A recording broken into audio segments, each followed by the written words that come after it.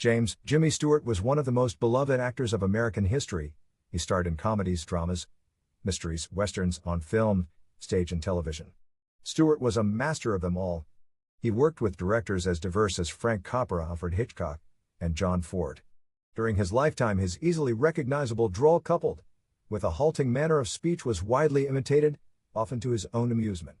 He was married but once, for 45 years, to his wife Gloria, whom he met after crashing a Christmas party in 1947. They didn't begin dating for another year, in part because the somewhat intoxicated Stewart failed to make a good impression. He was a veteran of the Second World War, among the first major Hollywood stars to enlist. He flew bombers over Nazi-occupied Europe, receiving the Distinguished Flying Cross and the French Croix de Guerre for his service. Less well known was his participation as an observer in a B-52 raid in Vietnam in 1966. Following World War II, he returned to acting and appeared in some of his most acclaimed movies, including It's a Wonderful Life, which was a minor success when released. It has since become an American Christmas classic. Here is some of The Wonderful Life of Jimmy Stewart, itself a story of an American classic. He was a product of small-town America who graduated from Princeton University. James Stewart was raised in the coal mining town of Indiana, Pennsylvania. He grew up loving music and learned to play the accordion when one of his father's customers paid part of a debt by giving him the instrument. His father owned and operated the J.M. Stewart and Company hardware store. The elder Stewart hoped the son would take over the business after the latter complete college, but while attending Princeton, the younger Stewart caught the acting bug. He enrolled there in 1928, having become interested in flying, magic, acting, and singing while in prep school. He also grew to a lanky 6 feet 4 inches height, with exceptionally long legs. Stewart majored in architecture and developed a talent in airport design, which led to his being offered a scholarship for graduate school, but by then his interest in acting and performing on the accordion took precedence. Stewart joined the University Players, a stock company which held their summer performances in West Falmouth, on Cape Cod. Another performer with the company Stewart was Henry Fonda, and the two became lifelong friends. After graduation in 1932, Stewart completed the summer stock season and moved to New York to seek Broadway roles. Fonda joined him. Stewart struggled in the theater for the first couple of years. In New York and Boston, Stewart landed several small roles, receiving some recognition from critics.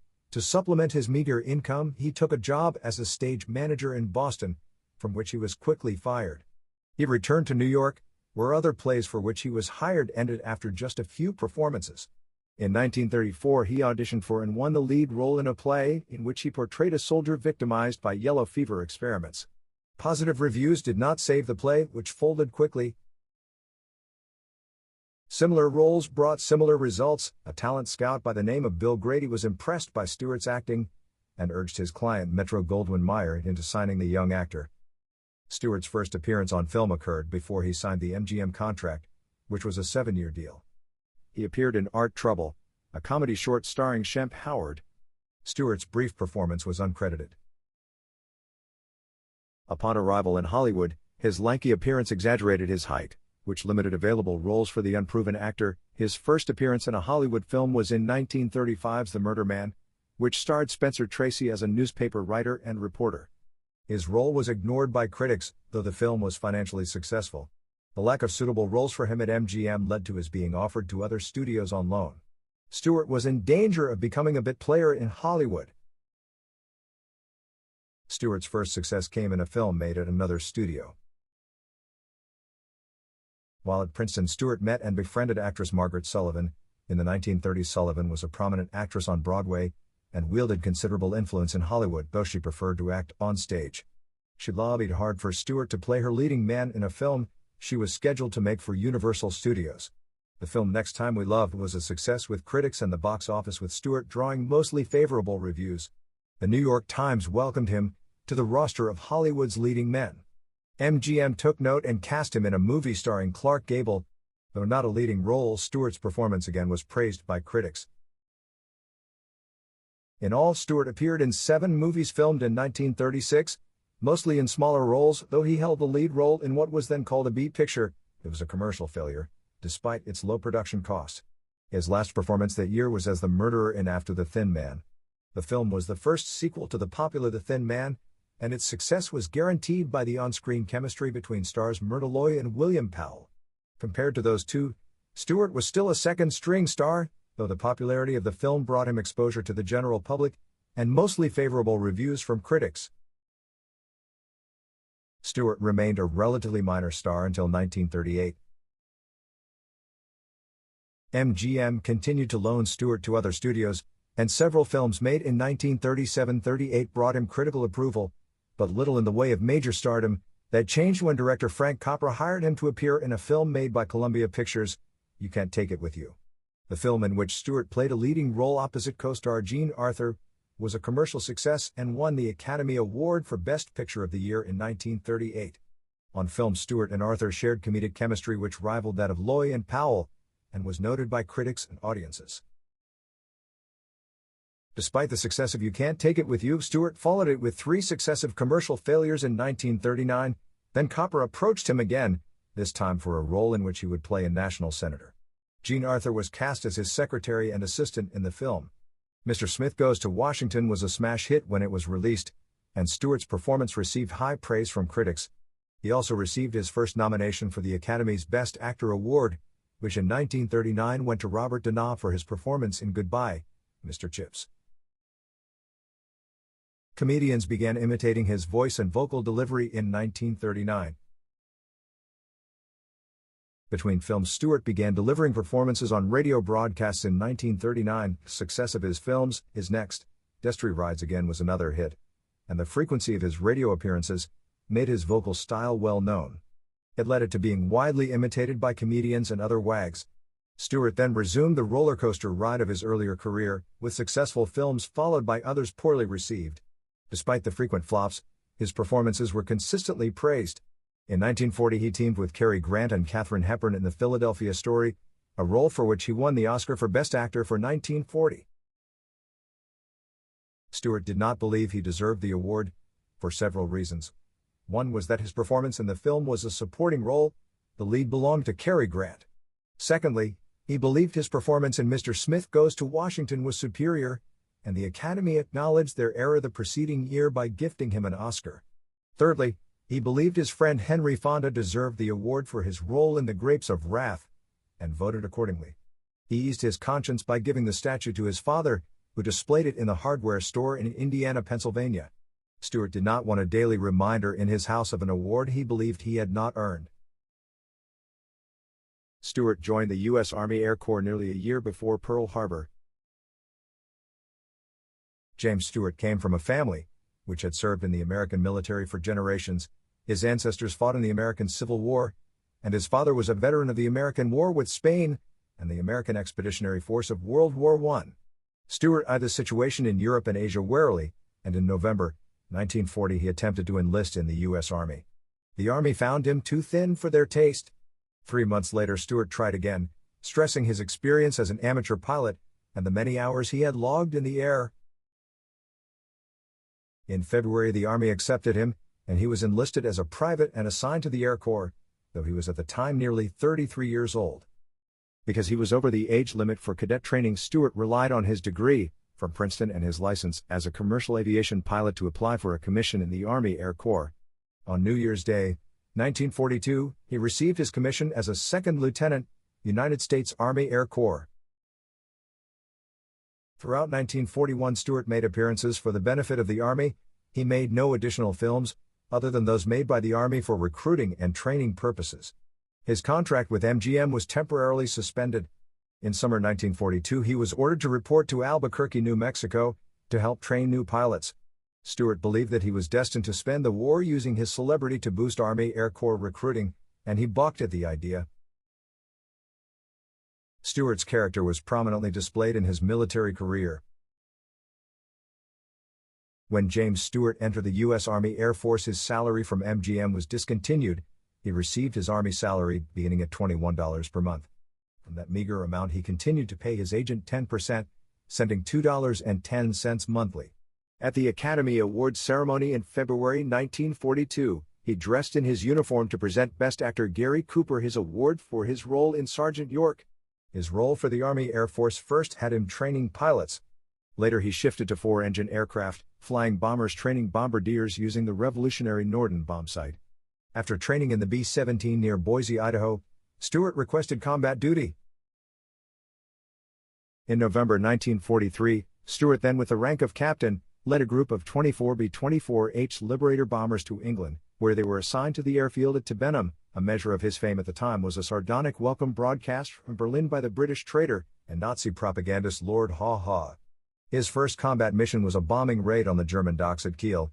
He became a popular officer with his men, and developed a reputation for taking care of them in the air and on the ground.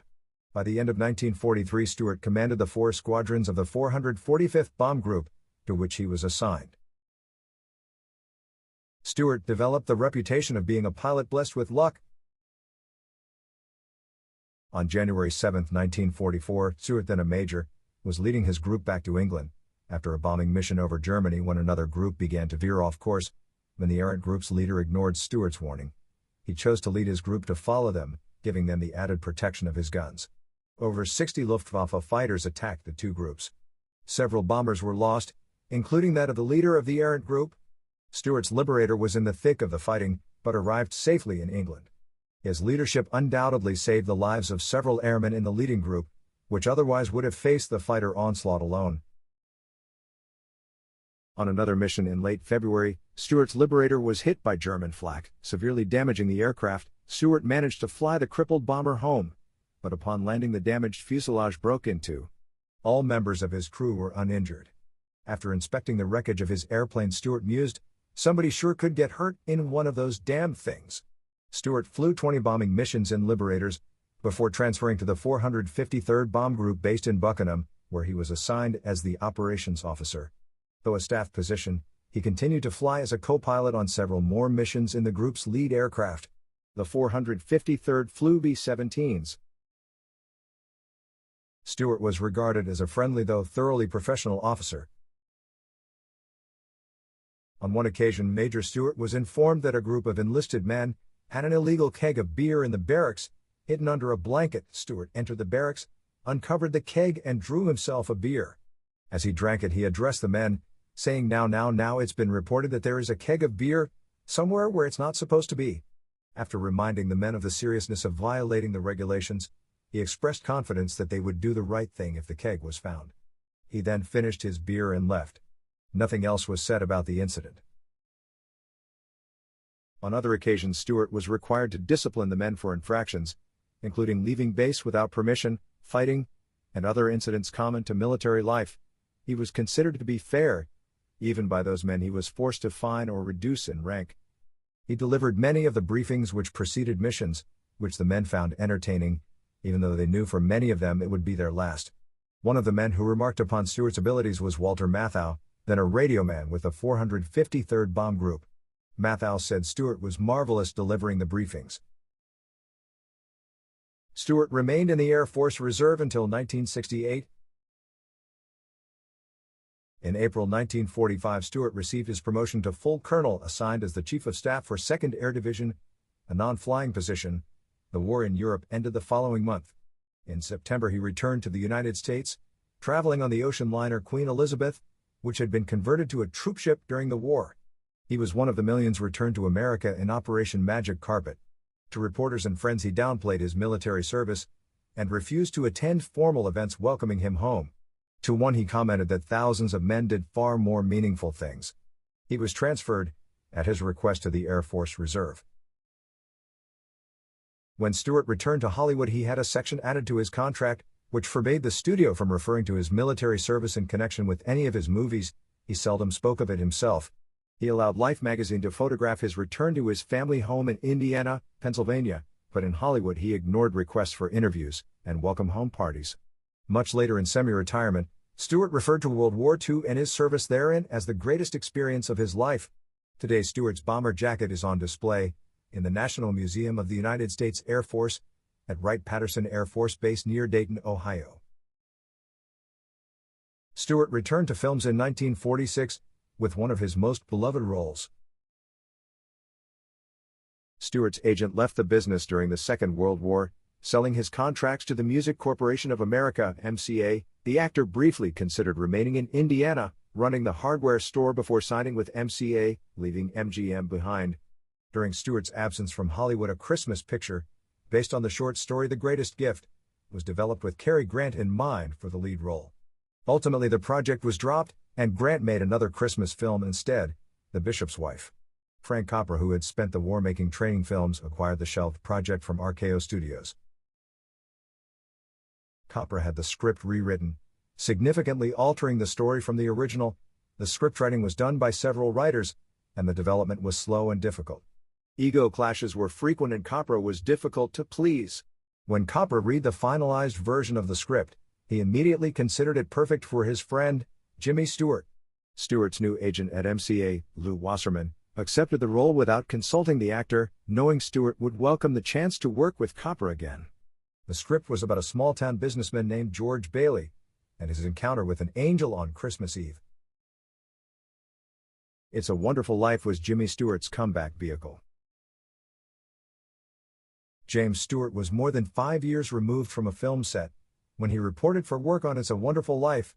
The entire movie was filmed at RKO Studios and the movie ranch owned by the studio in Encino, with the exception of 2 scenes. The Martini home was separate. Also, the floor opening over the swimming pool was, and is at Beverly Hills High School. Capra also added the part of the pet raven, since the same bird had appeared in You Can't Take It With You, and each of Capra's Hollywood films since. He considered it a good luck token. Stewart's acting in the film, he later said, was influenced by his experiences in the Second World War. He didn't explain how. When the film was released, it was only moderately praised by critics, with good reviews from most of the actors. Stewart was nominated for 1947's Best Actor Award, which he lost to Frederick March, The Best Years of Our Lives. For the next 30 years the film was all but forgotten. Since 1976, It's a Wonderful Life has been a part of the holiday season in the United States, thanks to television, and it garnered widespread praise as well as criticism.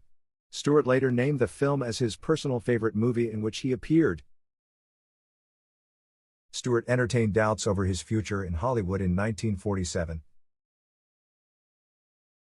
Following the box office performance of It's a Wonderful Life, which lost over $500,000, Capra's company went bankrupt.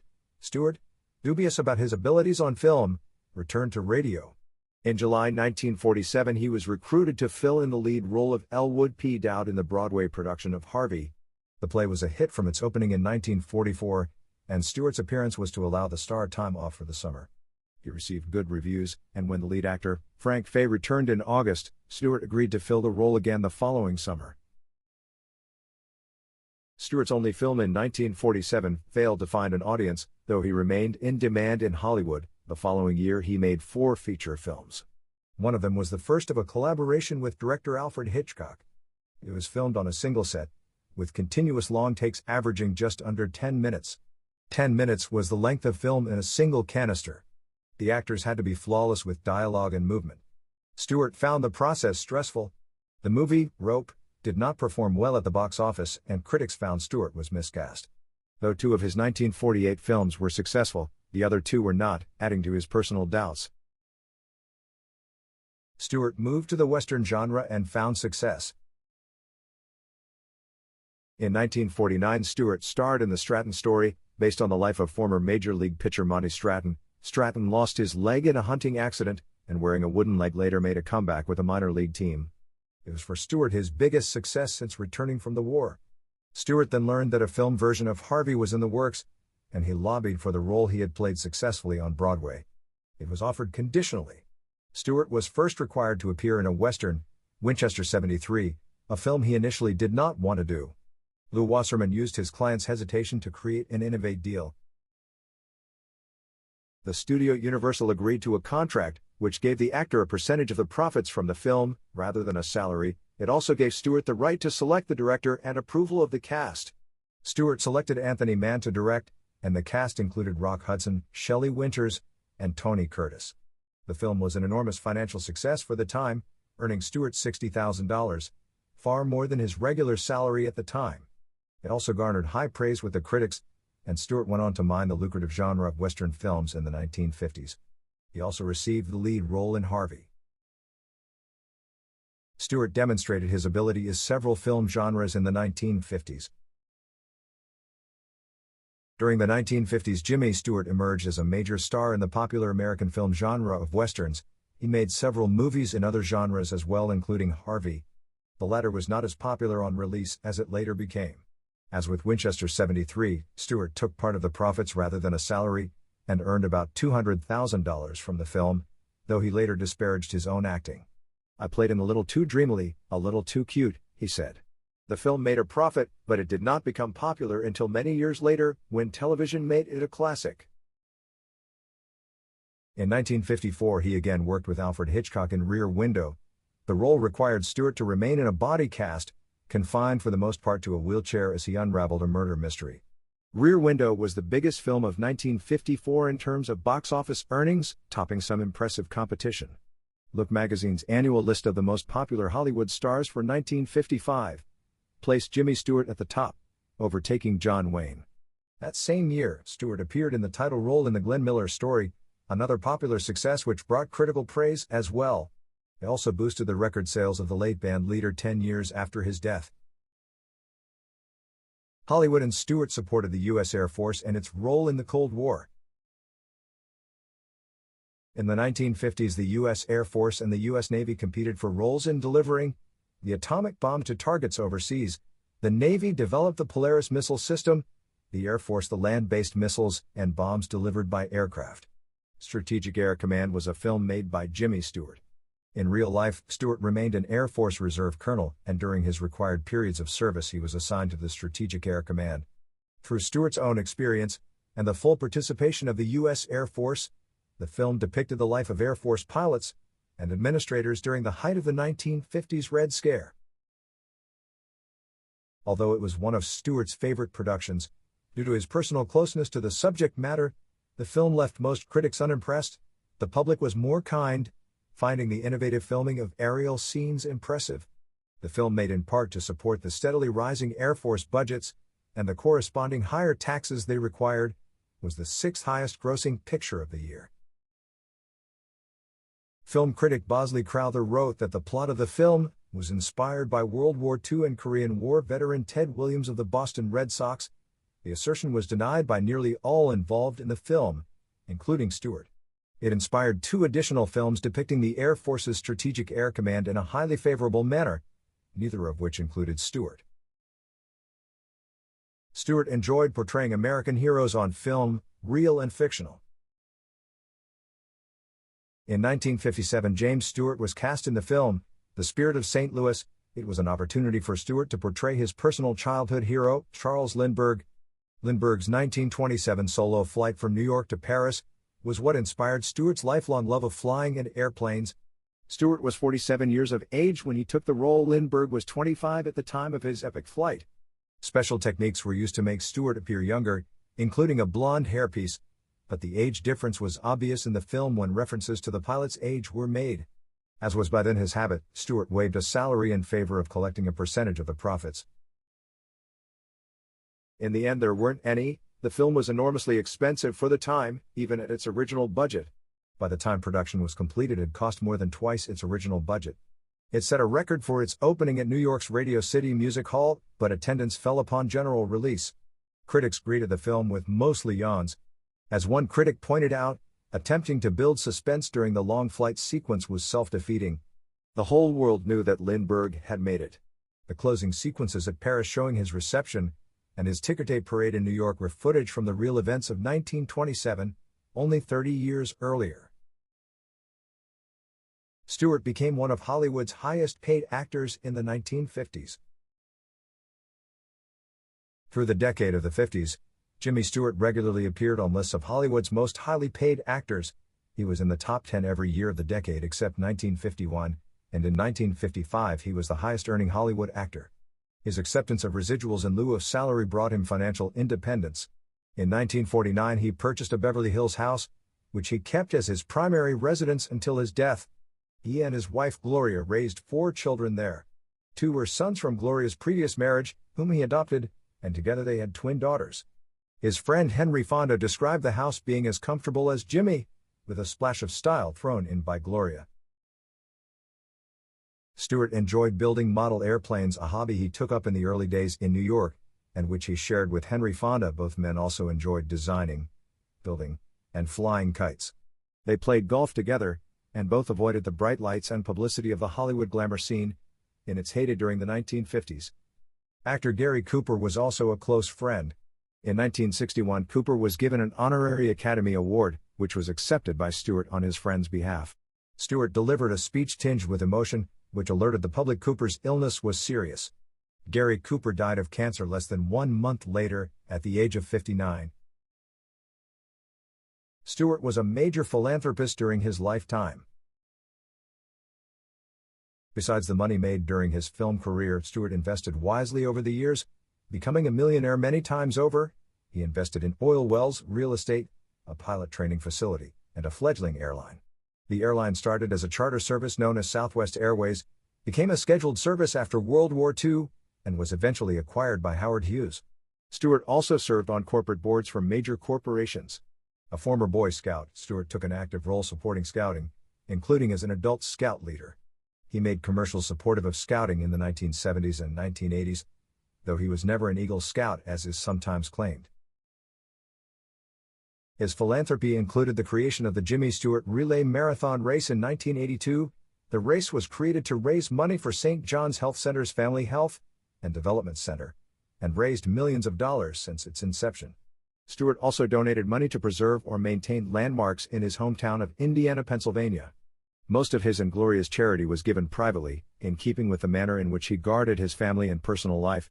He also, later in life, became intensely interested in wildlife conservation and education of the public through more humanely run zoos. Stewart's acting career continued into the 1970s. In 1962, Jimmy Stewart appeared for the first time in a film which also included John Wayne, How the West Was Won. They were both part of a huge ensemble cast, and had no scenes together. The next year they worked together for the first time in The Man Who Shot Liberty Valance, a Western shot in black and white. In 1965, Stewart played a major role in the anti-war film Shenandoah, though in real life Stewart supported America's then expanding presence in Vietnam. He made several other westerns and family-friendly films during the 1960s, and in 1970 he performed in a revival of Harvey on Broadway, which ran for 3 months. In 1971 he starred in a regrettable sitcom on NBC called The Jimmy Stewart Show. He expressed relief when it was canceled after just 1 season. Another television series, a mystery program named Hawkins, featured Stewart in the title role, and was also canceled after 1 season. He performed Harvey on television, and returned it to the stage in London in 1975. He was also a frequent guest on variety shows and late-night talk shows during the 1970s. In 1976 he again teamed with John Wayne in The Shootist, playing a doctor who informed Wayne's character he has terminal cancer. During the scene with Wayne, numerous takes and retakes were required, a problem noted by Wayne.